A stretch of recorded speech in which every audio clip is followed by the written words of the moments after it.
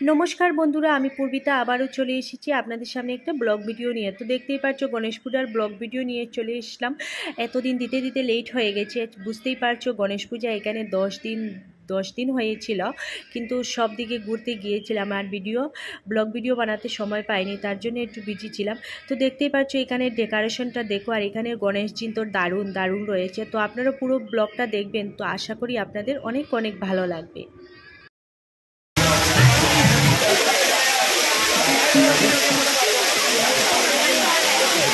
Hello, অনেক ভাই ভক্তরা আমরা নিজে পানি না হাত নাচতে হবে।